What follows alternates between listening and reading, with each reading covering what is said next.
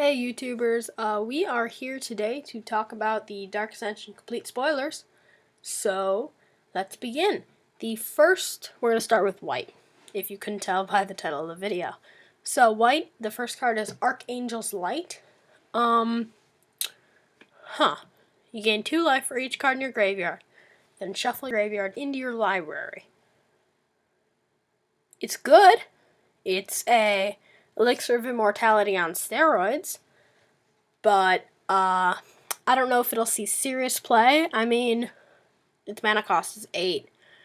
But, I guess it's okay. Alright, next is Bar the Door. Creatures you control get +0/+4 till end of turn. This was one of the first arts released for Dark Ascension. Its flavor is interesting. It's not necessarily an excellent card.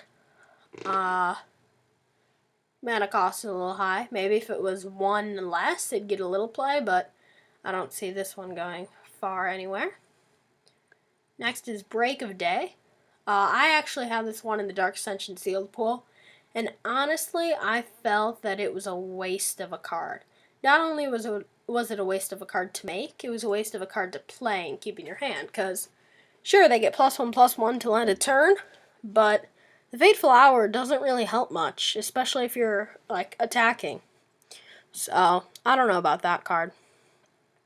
Burden of Guilt. Enchant creature, 1 to tap enchant a creature. Again, about the Dark Ascension pre-release, I had this one played against me, and it was annoying. He always tapped down my flyers, so yeah, I like it. It's one of those cards that beginners would like. I don't think it's going to get much tournament play at all, though. Curse of Exhaustion, another card in my Dark Ascension pool. I really liked it. It slowed down their state of play, so they wouldn't play a lot of 1/2 drops on the same turn, and I really liked how the card turned out.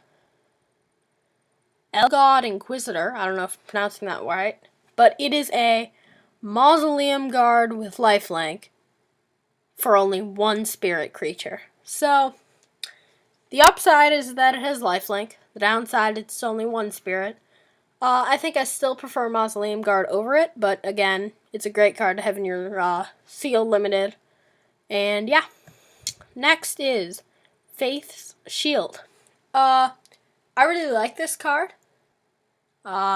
Especially one of the top decks out there is Mono Black Infect. So, Fateful Hour. Sorry, Mono Black Infect, you can't block me, and I'll go in for the win. Gather the Townsfolk. Have this in my sealed pool. I'm putting this into my green, white, black tokens deck. 2 of them. It's really good. I mean, it's human, so it can pump up a lot of your abilities that deal with humans. And it's Fateful Hour, 5 tokens for 2 mana. It's amazing. Great card. Gavany Ironride. Also in my sealed pool. I had a lot of Dark Ascension White in my sealed pool. It's good. It gives your creatures +1/+4. It's worth it. But if it was like a 1/2 for 2 mana, it would be perfect. I just think it's a little too expensive for real play. Hollowhenge Spirit, a 2/2 flash flying. It's good. It's not going to see play. That's all I have to say about it. Increasing Devotion, the white version of the increasing cycle. Little expensive. 5 creatures, 5 mana. And the flashback is 10 creatures, 9 mana. So, not going to see play, but it's good for beginners to have in their decks. It's a kitchen table card. That's what it is. Lingering Souls. This card should be rewritten as title, Midnight Haunting with Flashback. And then the only difference is it has flashback and it's a sorcery instead of an instant, which I don't think is that big of a deal, but some people would rather play Midnight Haunting. I am playing Lingering Souls over Midnight Haunting in my tokens deck.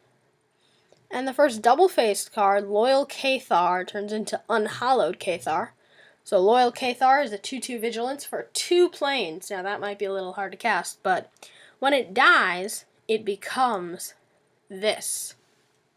Now, it's a little interesting, but the flavor's great. I mean, on Loyal Cathar, the flavor is a quote from Constable Vissel to Thalia, and on Unhallowed Cathar, it's from Thalia to Constable Vissel, so that's pretty cool. Next card is Midnight Guard. It's kind of like Vigilance, but it's not. Yeah, it's a interesting card, interesting flavor. Nibbles of the Mist. It's one of the 2 Nibbles cards from White. And when it enters the battlefield, tap target creature. I honestly don't think it's worth 3 mana, but if you get it in Constructed, or not Constructed, I mean Limited, it might be good, depending on what deck you're running.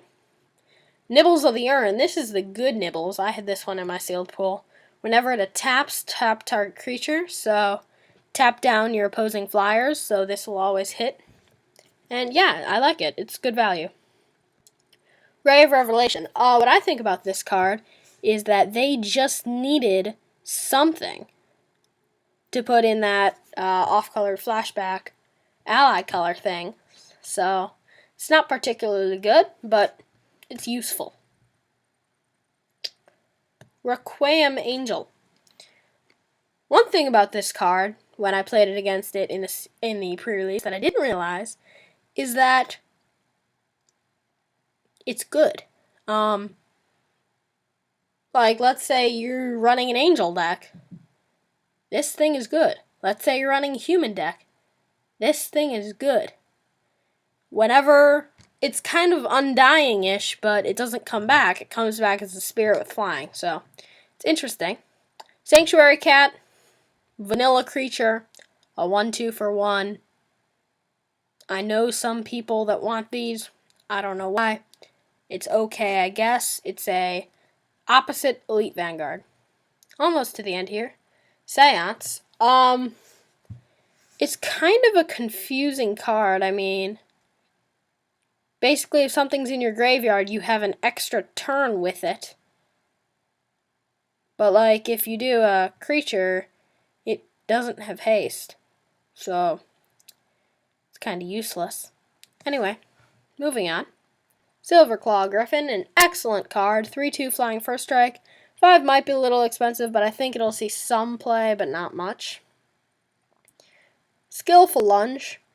This is one of those cards that I would expect to see in a core set, not in a expansion set, but it's okay, I guess. +2/+0 on first strike.